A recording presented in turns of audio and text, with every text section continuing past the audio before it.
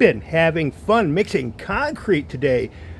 20 bags of this 50-pound stuff, so 1,000 pounds of concrete mixed in that wheelbarrow over there using that shovel.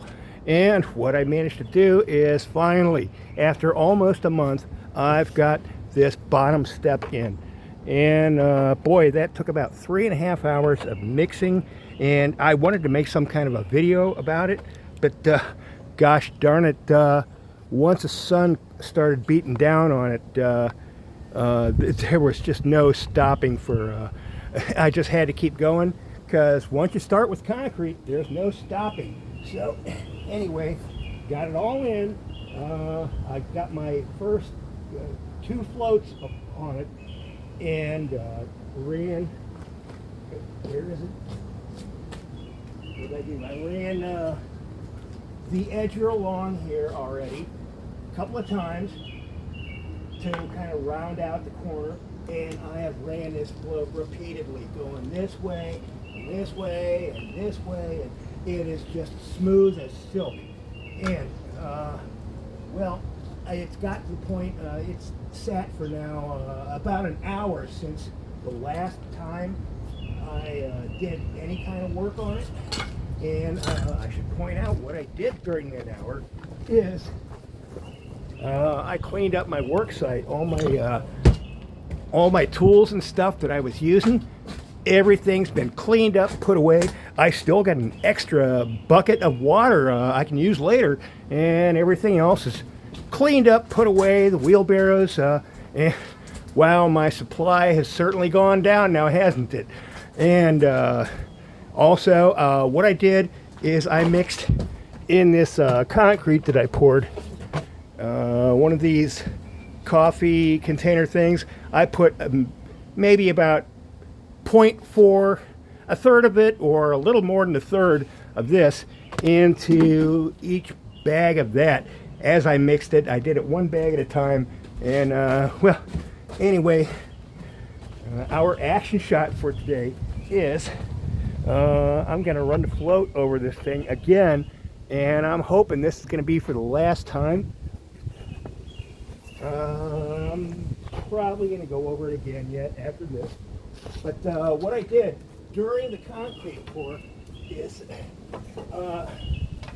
well, I said it took like 3.5 hours to get this thing in. It's about average 4 to 5 inches wide this way, going down, 10 inches, and it's about 4 inches thick for the remainder of it. And as I was pouring it, I did it in lifts, working a little bit this way, a little bit that way, and I kept mushing it down. Any new stuff that I put in, I kind of mixed it into what I already did, and then repeatedly I went with the hammer and just tap, tap, tap. Wow, the sound certainly has changed since an hour ago, but I tapped the formwork with the hammer to kind of consolidate the concrete against the formwork.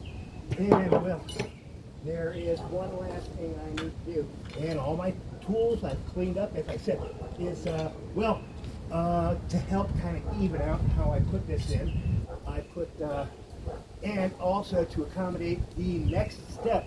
Now the next step is going to be poured atop of this step, and I don't want it to just be one continuous, I want something of a keyway. So let's get that hammered again. I threw this thing in.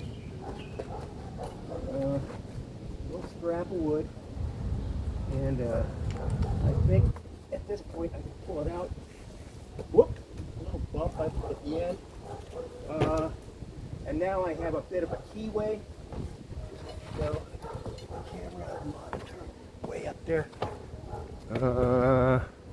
Yeah, we got a keyway.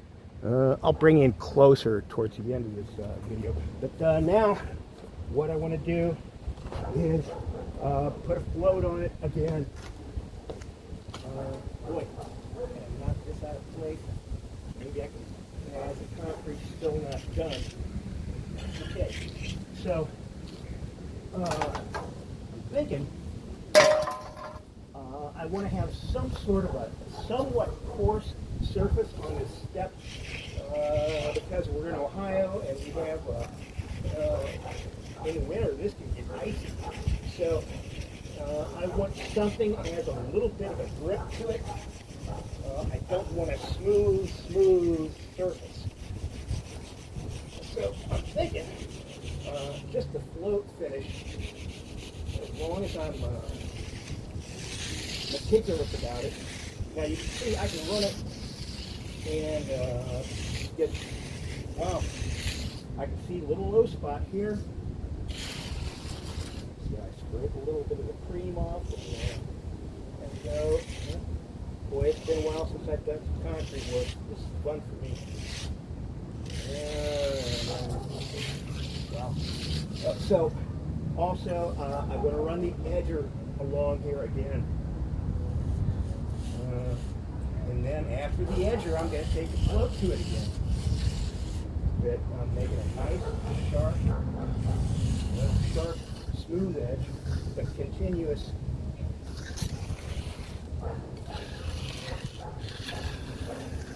Look how smooth that edge just runs all the way along there, and that's because I went after it an hour ago or more. And boy, that time around it was rough.